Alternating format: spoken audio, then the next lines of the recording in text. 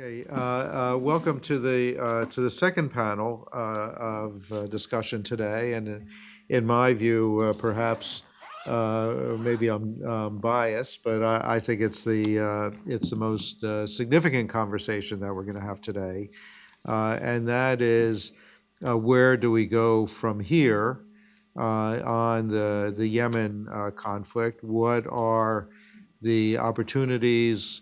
What are the challenges? That Yemenis and the international community are going to confront as we try to move into a post-conflict situation.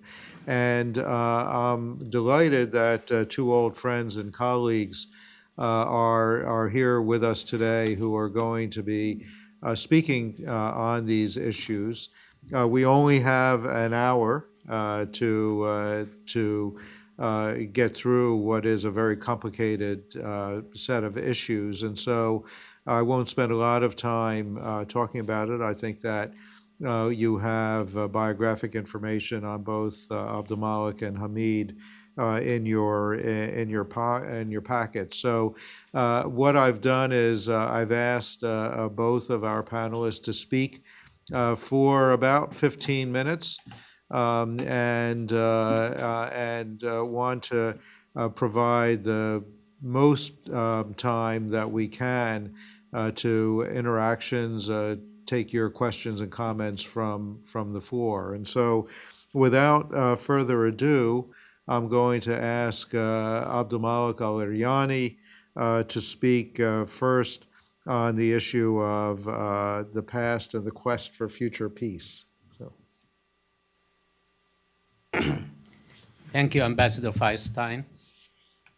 Thanks also to Jamestown Foundation for inviting me today to speak audience. I will speak about the source of Yemen and peace. I'll start talking a little bit about, injustices and biasness of the past and how, among other things, maybe these things led to the war or the situation that we live now. And then I'll speak about possibilities of peace. There are several possibilities, and I will specifically come to speak about what could be a sustainable peace. Upon the departure of the Ottomans from Yemen at the early 20th century, the Mutawakkiliyat Kingdom of Yemen was established by an alliance of the Zaydi religious school and the tribal sheikhs of the north. This alliance actually monopolized power and wealth. Many areas in Yemen, like Tehama to the east, the whole strip to the east, and parts of, to the west, and parts of the east, like Al-Bayda and Marib, and Ta'z in the south, and parts of Ib, were actually marginalized and hardly participated in any decision making. 1992, and with the announcement of the Republic, this has changed a little bit. Because first, the Zaydi religious institution was removed from the alliance, and a new alliance was created by the northern tribal sheikhs, which got actually more power, and with the army officers, but they were all from a Zaydi background. Later, this alliance has been viewed as regional, monopoly rather than a sectarian monopoly. That's because of the removal of the Zaydi religious institution. This has continued, even though, of course, Ta'z and Tehama got more room for participation in the government and for more opportunities for businesses and other activities. During 1990 and after the unification, unification was a lot of change for Yemen. Yemen has seen political changes after unification that have never seen before and that nobody would have expected without the unification. Political activities was permitted then, formation of political parties, and more important was the Presidential Council, which was ruling Yemen at that time, which provided a balance of power between different regions and different political parties. This continued for just 2-3 years. And for the balance of power, President Saleh at that time said he does not feel he is a president anymore. He feels he is like a chairman of board of directors because he has to get the consent of everybody in the presidential council. That's why after the war of 1994, the first thing that happened was the abolishment of the presidential council and going back to the presidency, one-man presidency model, which would concentrate power in one person. After the war, also, different important things happened. One is that many Southerners were removed from leading government posts. Not only that, but many Northerners were sent to the South to assume high and crucial positions in the South. This is one thing. The other important point is the revival of the Zaydi religious institution. With the political openness, there was a chance to start working toward the formation of a Zaydi awareness.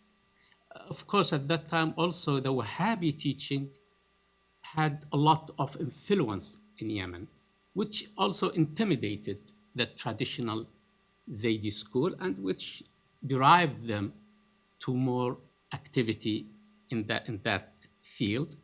And I would say that the link with Iran actually started from that time, and agendas started to match from this time. I'll come now to the Arab uprising, the Arab Spring. Everybody thought that this was a response to the people's demand for change, because that was the main issue, that was the main demand of Yemenis and also other Arab countries. Fortunately, the Gulf Initiative transformed that demand of change to a redistribution of power between the People's General Congress and Islah Party.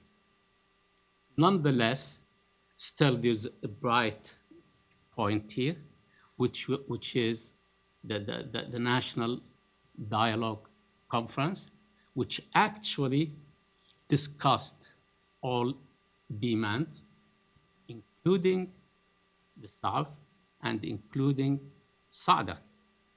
And the outputs, to a large extent, handled all these things. At that time, I would assume that the old enemies were actually netting a new alliance against the National Dialogue Conference, because they were the ones who are going to lose power, which they used to monopolize.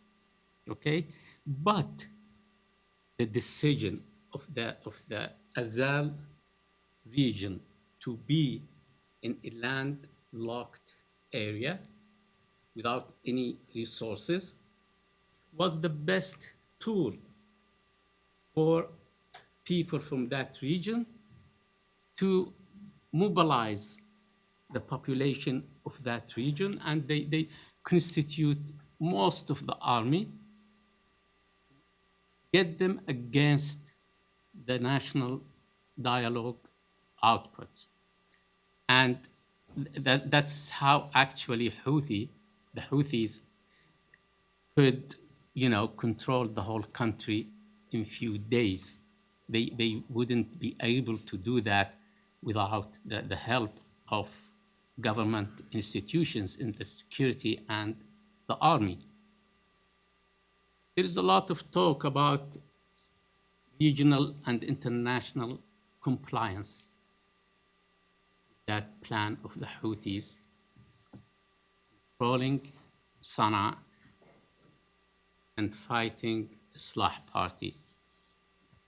Well, I don't know to what extent that's true, but what I know is that the Houthis have crossed all lines and all unwritten agreements, and they thought that this is an opportunity to seize power in the whole country. That's how the war started. I talked a little bit about, injustices of power monopoly, power and wealth monopoly in the past. But the sores and wounds that happened during this war is by far more than anything in the past. Aside from the tens of thousands of casualties, fortunately, and for the first time, we had a very sectarian polarization and mobilization. Even when Azal controlled and monopolized power, it wasn't looked at as a sectarian monopoly. It was looked at as a regional monopoly. And people did not talk much in Yemen about sectarian differences. Now it's different, and people are identifying each other by sectarian belongings. The second thing is violations of human rights and dignity, which has spread, like never before. Imposing religious thoughts on others, and the use of social media to do all that is crucial. I mean, it spreads, in a few seconds you can reach everybody. For the war and regardless, of regional agendas, which are different from local agendas, the local parties are just working like tribal groups who fight every day for scarce resources, water and land. And now they're fighting also for resources, but resources this time are oil and gas, and more importantly, businesses. And if you look at the United Nations reports, this was documented, that the companies that are created now by all parties, buy oil and sell it and all these things.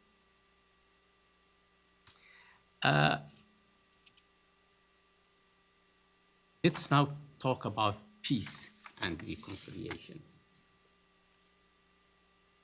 I'll talk about different possibilities for peace. The first one is a comprehensive peace agreement, like the one that was discussed in Kuwait in 2016, like the one that's proposed to follow Hudayda's agreement. Unfortunately, I cannot see any possibility for such comprehensive agreement in the near future. And the reason for that, or reasons, Now all parties have militias. All parties are armed. And the distrust level is at its height. So I can't imagine that any party will surrender their weapons to the internationally recognized government or to any other party at this time. No party has won the war. And I'm saying that because a few months ago, last August, I was discussing peace with a member of the Houthis movement living in Europe. And he suggested that why don't Yemenis meet together without any mediator to discuss peace and reconciliation, like, in 1970 when the royalists reconciled with the Republicans. And this statement has been repeated by President Saleh also in several speeches. And I told him my opinion is that in 1970 there was a winner for the war. The Republicans have won the war. And the reconciliation did not come to end the war. It came to heal the society. And it also to heal the society and to get recognition of Saudi Arabia and the 4 or 5 countries who had not recognized the Republic by then. And that's why that meeting took just a few hours in one day. And that was the end of it. Oh, I have 2 minutes. Okay, I'll do that quickly. Yeah, here another problem is that all parties, there's a joke in Yemen that the problem with parties is that everybody wants to go to the past. Okay, so the People's General Congress want to go 7 years to the back to the times of Ali Saleh. And the Southern Council, Transitional Council, want to go 30 years to the back to separation. And Houthis want to go 60 years back to the Imam's time. And Salafis and Islah want to go back 1,400 years to the times of Prophet Muhammad. Well, this looks like a joke, but it really explains the exact reality in Yemen. There is no vision for future, and future requires change.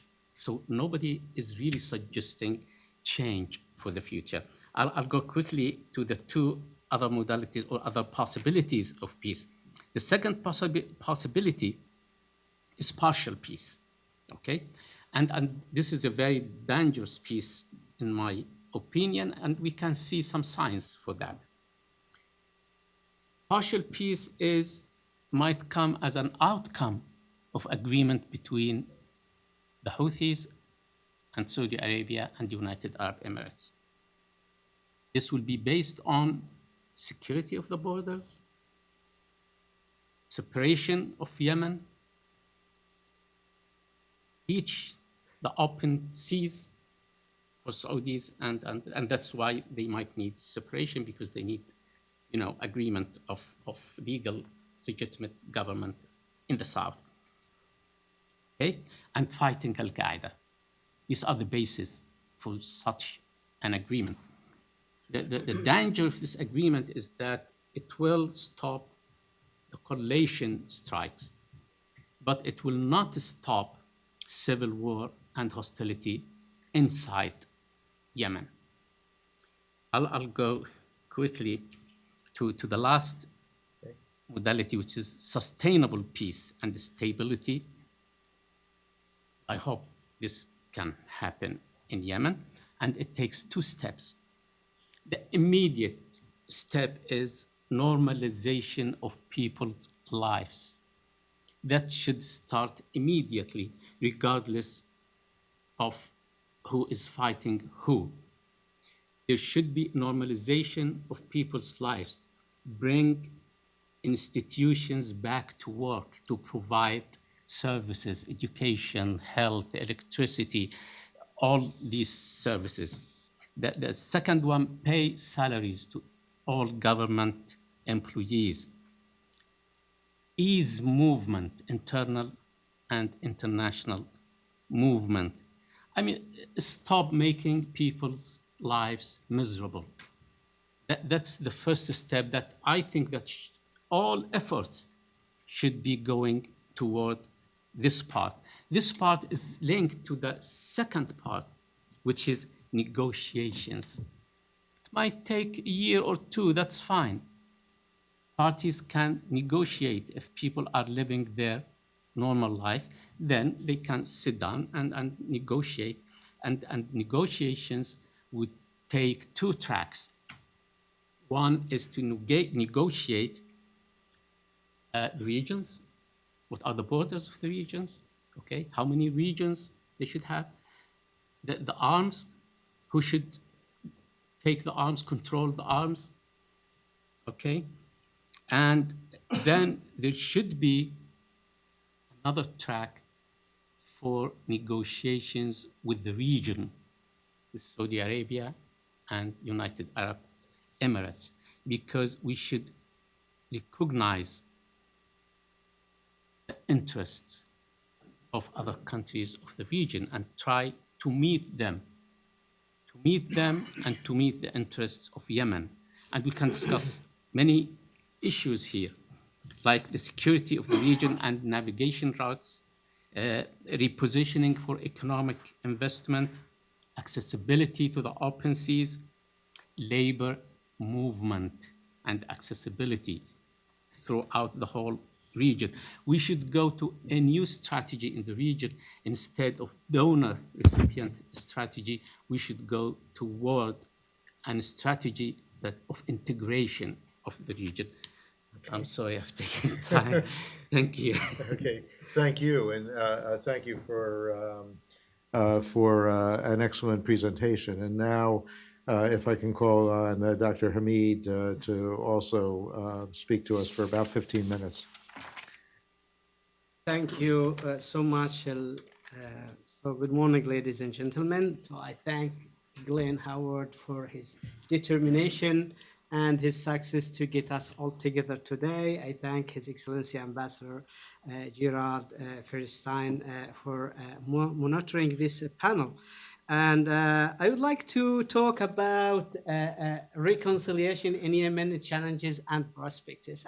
I'm a little bit optimist, even with the difficulty that Yemen are witnessing today.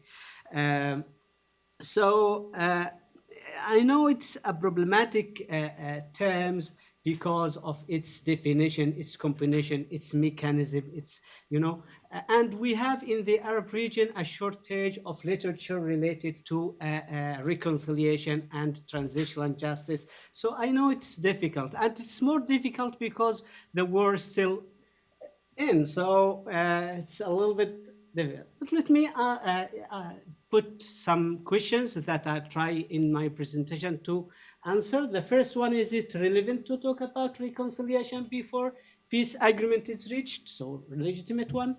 What reconciliation is about? What are the characteristics of the Yemen case? And what are the challenges and perspective for such a reconciliations? So the relevance question, first one, talking about reconciliation today is because reconciliation is a long-term process that aims at a changing attitude. It could not be rushed in the last minute. So we used to work for that reconciliation from today, if not from yesterday. Second is reconciliation is a process and an outcomes. It goes with and it continue after any peace agreement that we can imagine. So it's a long-term process, and it's come back as we talk to many years to this all kind of grievances that Yemeni people talk about. It applies not only victims and perpetrators, but also everybody in the country. And this is a huge arena of work for the reconciliation. But its definition and mechanism, it will help to solve the problem caused by the direct and indirect implication of foreign armies in Yemen crisis and repetitive internal cycle of violence. Bottom line from this point, that yes, we are urgently in need to prepare a framework for a reconciliation. This is a call to work on it from today. What reconciliation is about?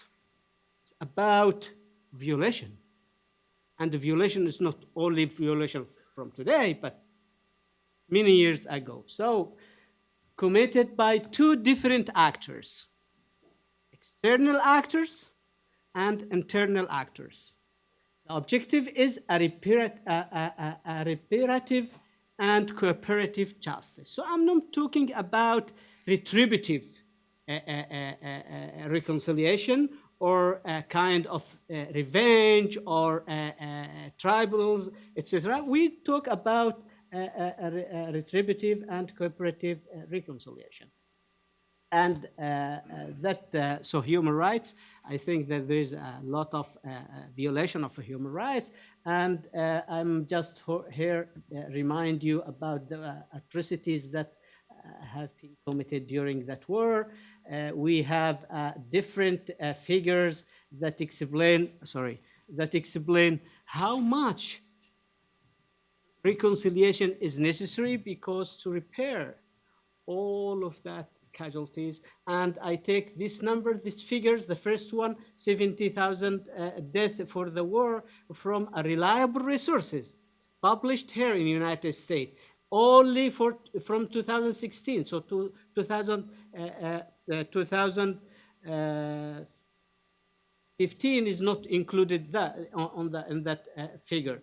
So those are some atrocities that used to be repaired with this reconciliation.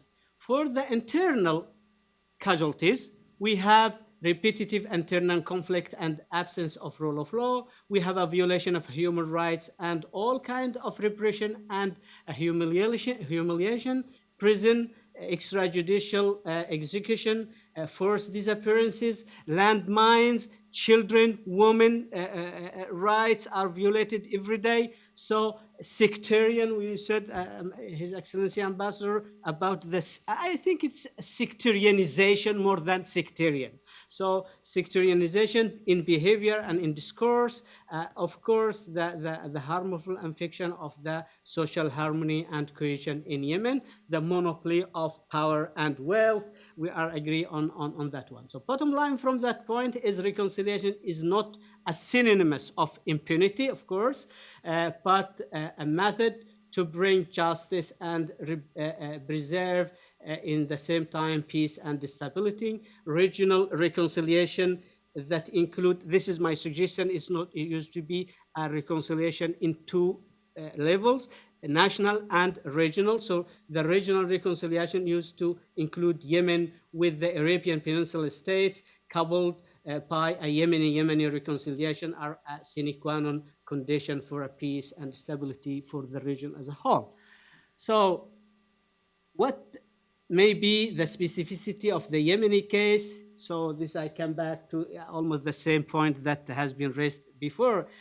We have, in fact, a kind of two, this is the case in Yemen, two structures. We have a parent structure of the state. This is in the past, we come back to 10 to 20 years. We have this apparent structure with GBC as a ruling party. We have GMP, this is a joint meeting party. This is a kind of opposition, royal opposition, I say. Within a small group of small parties going around the two formations, and we have insurgencies. Okay, so I talk about Iraq in the south movement and Houthi and AKP. Behind of that apparent structure, we have, I'll Americanize the term, I say we have a triple A. So what is the triple A? We have triple A, Ali Saleh. Second triple A is Ali Mohsen. For third triple A, so the third A is Abdullah Al-Ahmar. And between three triple A, there was a kind of agreement that to rule the country based on, so to rule the country first, to control based on patronage, nepotism, corruption. Okay? They held the reins of the tribes, the military, the religious. They manipulate the ruling party, the royal opposition, and the insurgency. They have contact with the insurgency. Both three of them have different contact with the insurgencies. And they had the monopoly of what you said, Ambassador, power and wealth.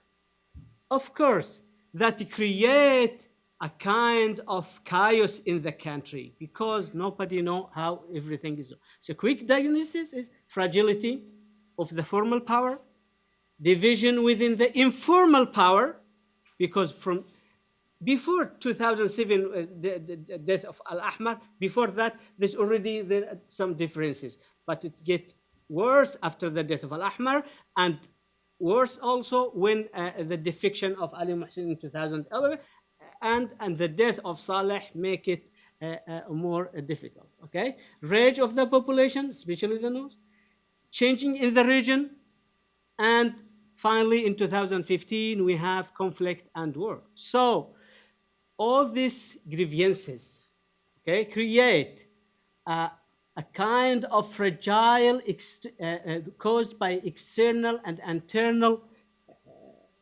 actors. So we have GBC became like three factions. GMP no longer exists. We have three Islah, three Yemen Social Party. We have a lot of insurgencies, hold power and control territory. This is new, okay? And regional players are getting in a real quagmire in Yemen.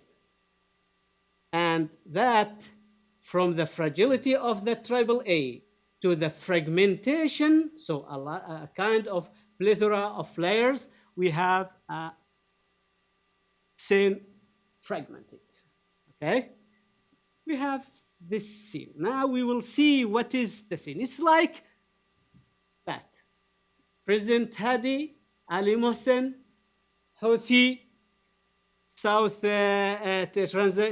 Transitional Council, Aydar Zabidi, Al-Ahmar and Zaindani, the new Emir of Marib, the Abu al-Abbas in Taiz, ISIS in different parts of Yemen, AKA in different parts of Yemen. This is AKAP in different parts of Yemen, and this is ISIS of Yemen. And with this almost Persian tapestry, okay, that benefits Iran, in fact, we have foreign intervention in Yemen led by Saudi Arabia and United Arab Emirates. So the question is, what are the challenges and the prospects for a lasting and efficient reconciliation? I suggest three challenges: security challenges, political challenges, and socioeconomic and sociocultural challenges. And I'll try to go through them very quickly with a kind of challenges and perspectives altogether. Okay?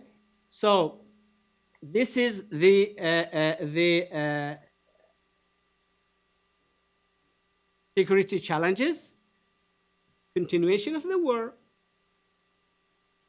continuation of the conflicts. And here I used to explain that I used two terms to describe what is going on in Yemen. War is because of the external intervention. Conflicts because of the internal differences within the country.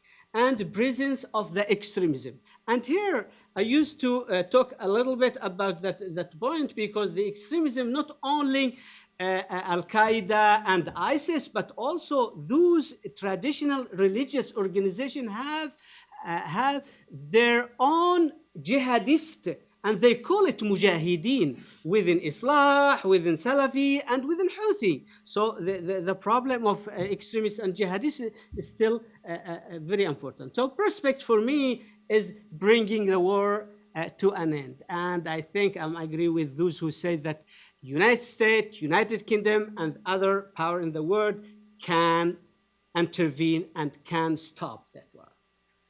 Second, solve, and that takes few days, solve the conflict by mediations and incentive and leverages, and that takes a bit longer. And of course, the last point is unite efforts to defeat terrorism and fight extremism, and that could be only after the two first things. Political challenges, so division of the institutions. We have two structures and half of the presidency. I explain why half. Two governments and half. Two House of Representatives and half. Four armies, many different structures. So the institutions are divided by two or more. Divergences about references. Exile government talk about three references, mainly three: GCC initiative, NDC, yes, outcomes, and United Nations Security Council resolution. And the Houthi talk about also a set of references, but mainly about the Republican constitution, it's paradoxal, and the consensual outcomes of national conference, and the law in vigor in Yemen right away. Regional tension, we can't settle, and we can't, this is another point, we can help Yemen without settle the regional tension. So my suggestion is to negotiate peace agreement, as you said. Yes, I'll do. Revising references, and here I suggest that a mediation about the GCC initiative. We can keep, GCC initiative is combined of two parts: principles and executive mechanism. We can keep the principle as a whole because it's still valid today and in the future. But for the executive part, we can change it. And here I suggest that Oman and perhaps Kuwait can intervene within the GCC to suggest a new revisit the GCC initiative and come within a new kind of executive mechanism. Security Council members are united about Yemen, and this is good. This is a very positive point that international community can engage positively to solve the problem in Yemen. Social, economic, and socio-cultural challenges. So I'm calling this. So I'm going to see the collapse of the Yemeni economy. I can't explain on that a lot. Destruction of the infrastructure. It was explained by our colleague here.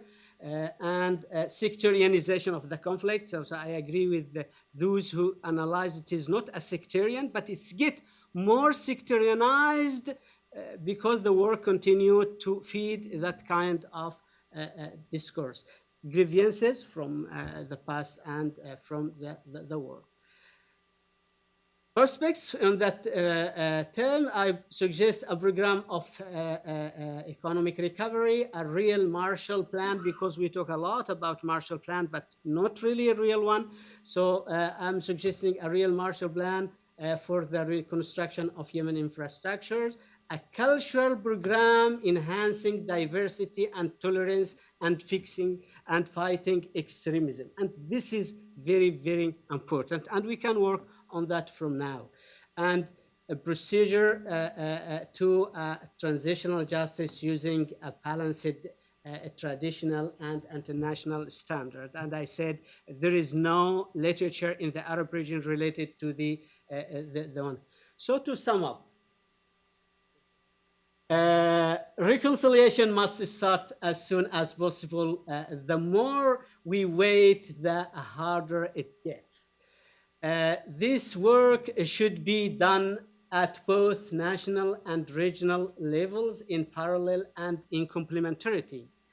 Yemen context and specificity should be taken into account, and I'm here talking about the social psychology of Yemen that we call it within our Yemeni al-hikmah al-yamaniya, the Yemeni wisdom. So people are lenient and flexible, pragmatic, so I say, so we can go on that direction.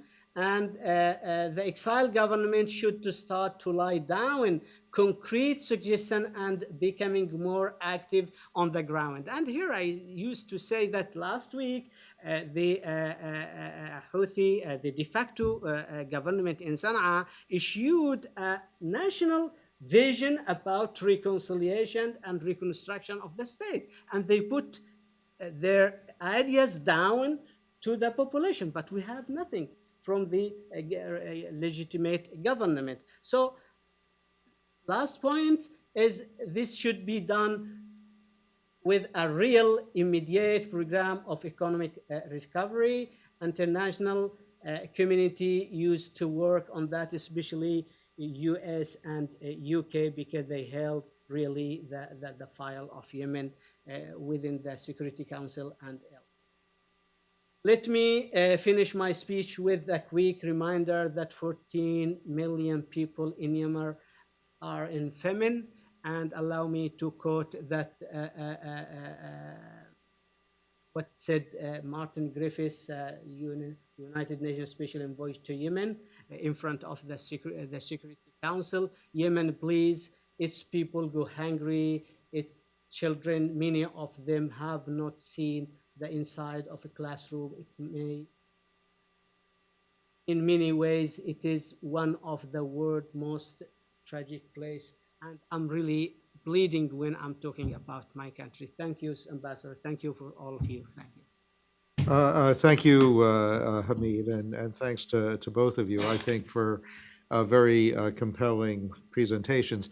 I think we have about 20 minutes to open the floor up for audience comments, questions. Let me, if I may, begin by posing a question to both of you, and that is that in my own kind of research and thinking about these things, what strikes me is that over the course of the 60 or so years since the revolution in 1962, there have been a number of cycles of violence. There have been a number of incidents where the country has devolved into conflict, into political assassination, into other kinds of violent upheavals.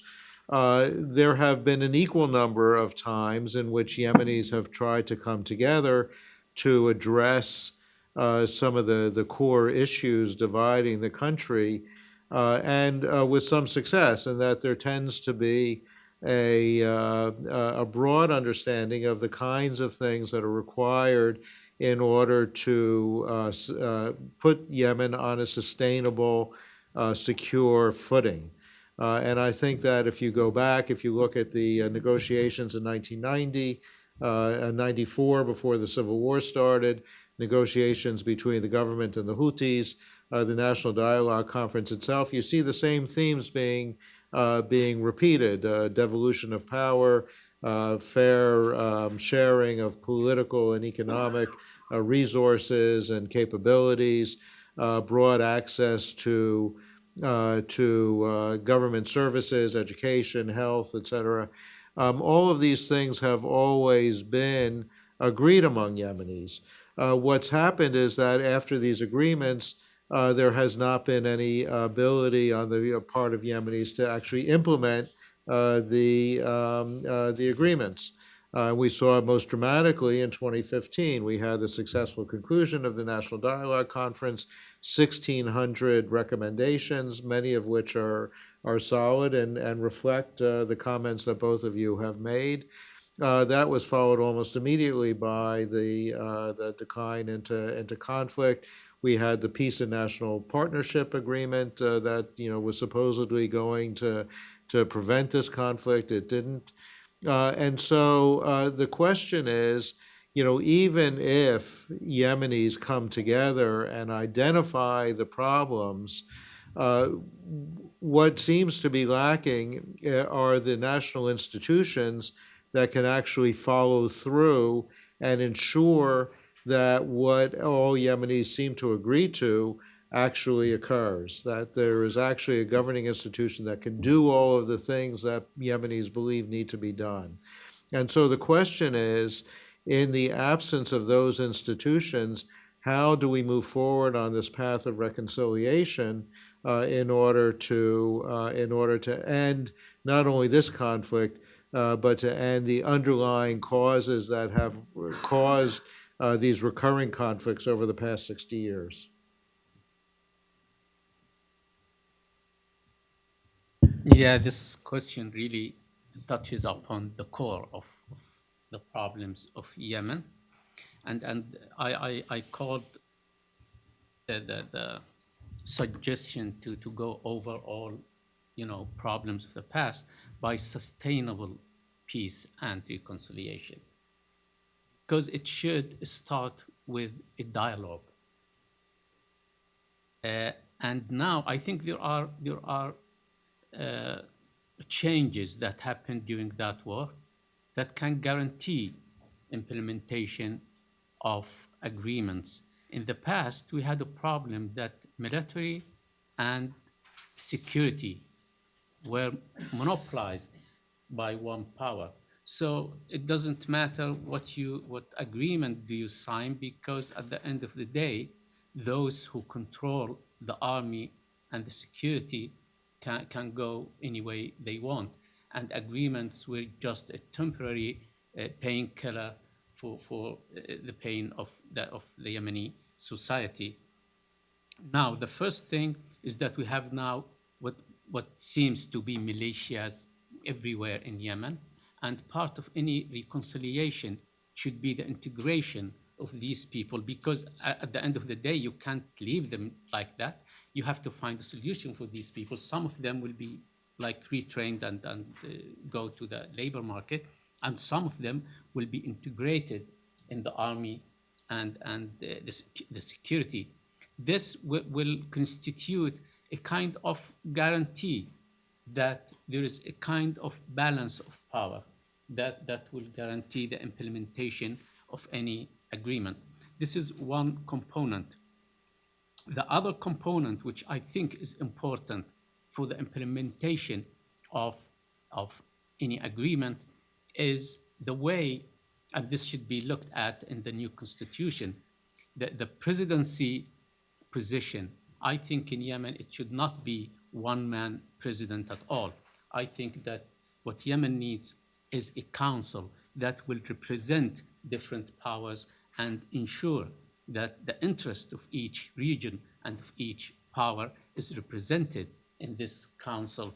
And this will be in a way to guarantee also that the implementation of any agreement that could be reached during the new dialogue. I have. I think the reconciliation in Yemen was. In fact, we have an example that have been mentioned by His Excellency Professor Aleryani about the 1970 agreement, compromised. They call it national reconciliation at that time, but it is not as a reconciliation as we know today. But it's a kind of compromise between Republican and royalist, and that compromise was reached because Saudi Arabia and Egypt decide to reconciliate and to find a solution for their problem. And Saudi Arabia, when they assured that Egyptian no longer exist in Yemen, they go to support that kind of reconciliation. I think it will be not exactly the same situation today, but something similar, something we can get some features from that compromise to apply today, because Saudi Arabia still held the big parts of the installation in Yemen even today. So my suggestion, go with what you said, what he said, His Excellency Aleryani, about the integration of youth, of integration of different region in Yemen, but more precisely the integration, the commitment of the region to find a solution for the Yemen. Does that mean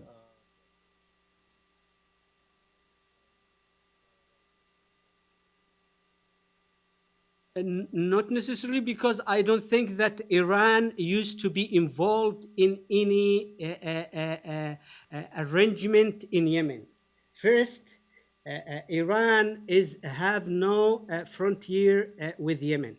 So Saudi Arabia is the most important country for Yemen the most important, because we have it's a neighboring country. We are a huge community of Yemeni in Saudi Arabia, and Iran. We have nothing with Iran except this kind of sectarian discourse that we hear about.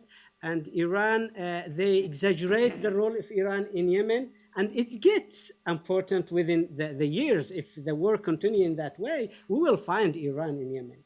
But I think the loser of any agreement today will be Iran. So if we get an agreement today, stop the war, go in the negotiation, find a reconciliation, the loser will be Iran, and the winner will be the Yemeni people, of course, but the region as a whole. So I'm with this idea to not involve Iran, but to think that United States, United Kingdom, with the others, can launch a kind of mechanism to work. And I think they have this for quartet meeting. So United States, United Kingdom, Saudi Arabia, and United Emirates, they can find a kind of solution for Yemeni case.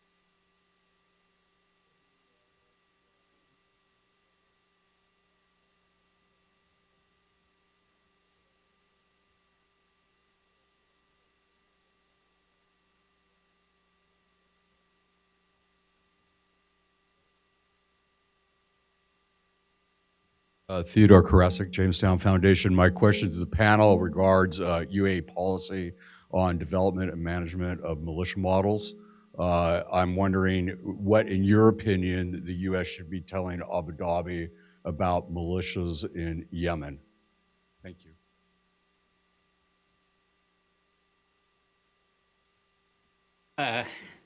Yeah, I wouldn't say what the U.S. should say to Abu Dhabi.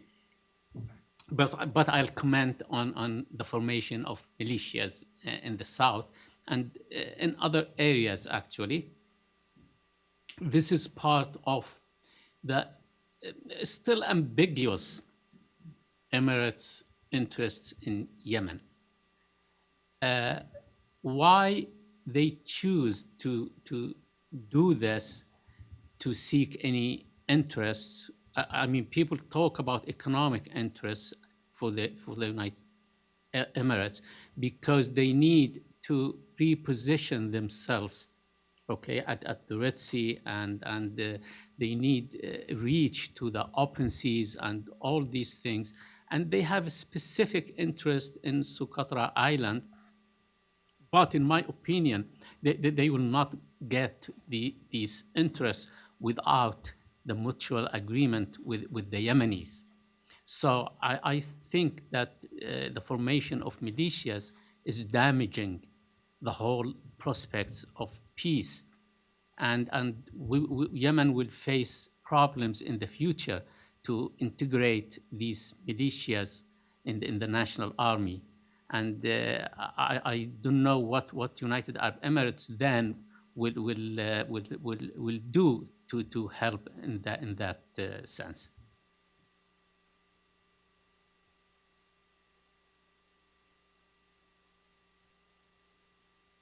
Hi, thank you. Matthew Cronin from the International Center for Religion and Diplomacy. So I want to raise a particular concern deriving from the Lebanon model, actually, of sort of post-war reconciliation, whereby you see a solution to a long civil war that is derived by segregation of powers and segregation of sex within geographic spaces. And we've talked quite a bit about higher level reconciliation processes, peace processes.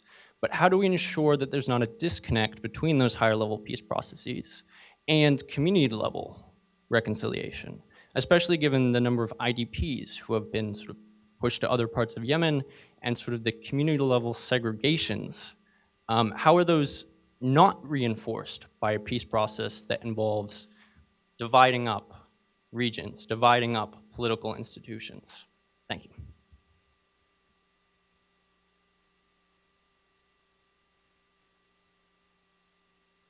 The Lebanese model is a little bit specific for Lebanon because in Lebanon we have this clear, how we say, distinction between the sectarian, real conventional and sectarian frontier between those. And there is a colonial heritage that make it worse also. And it was a kind of reparation of their own problem. In Yemen, it is not the case. Until recently, people are praying in the same mosque. They are getting married with each other. So we have not a real sectarian division. It's as I said, it gets every day sectarianized, but it is not sectarian. So I don't think that the Lebanese model can be helpful. We already start that kind of Lebanese model by getting this very, how we say this meeting of the House of Representatives, similar to what happened in Lebanon. We have the long, the very old House of Representatives in Lebanon that was convoked to have this meeting to solve the problem of Lebanon. But as I said, we have the institutions are divided by 2.5. I say half because we have the de facto authority in Sana'a. This is one. The exiled government in Riyadh, and we have a small part in Aden, and we have the House of Representative part in Riyadh, part in Sana'a, and we have 30 people around the world. So this is the other half, and this is why I think that the division in Yemen I think if there is a regional agreement, everything will come back. This is first step is a regional agreement. Second will be Yemeni agreement.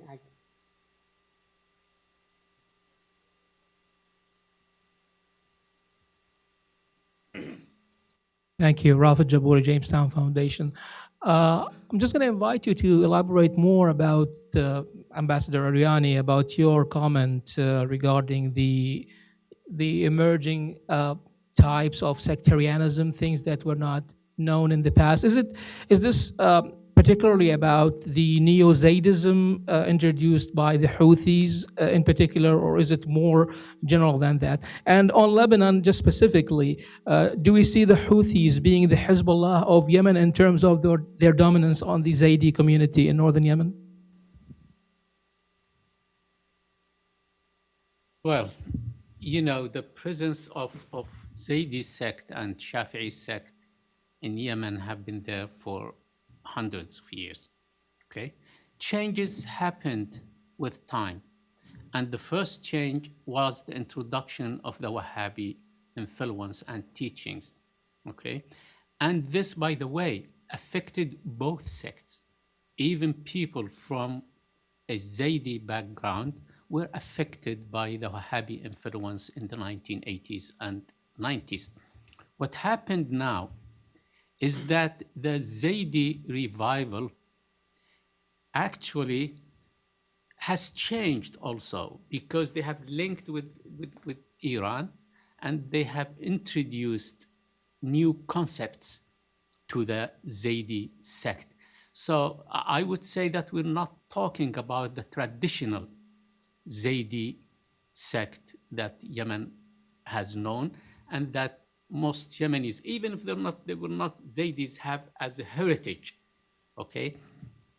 Now there are new concepts that were introduced, and what we're having now is a new concept that pushes toward enhancing sectarianism, because there is a feeling that this is the way to control power. This is the way to mobilize people, to get people of the Zaydi areas activated again, especially that they feel that the Zaydis are a smaller percentage in Yemen than the Shafi'is. Okay. Otherwise, in the past, people never talked about Zaydi and Shafi'i as a religious sect. There was some, biasness because of the background of the people, but this was related to their region rather than what the religion they practice. And everybody almost practiced the same rituals and the same institutions in the same way. Now, after the Houthis, control, you can see differences even in people's ritual practices, unfortunately.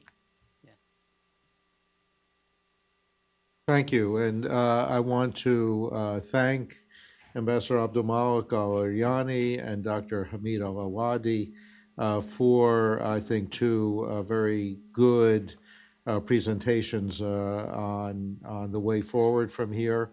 I think that, again, this is an issue that is going to really form the heart of what the international community thinks, what is under discussion here in Washington and elsewhere about how, in a post-conflict scenario, and we do hope that we get to a post-conflict scenario, how we can go about addressing some of these issues that have brought us time and again to this point of conflict in Yemen over these past decades, and how do we get beyond that and help hopefully to build a strong and secure and stable Yemeni future. So thank you very much for this conversation.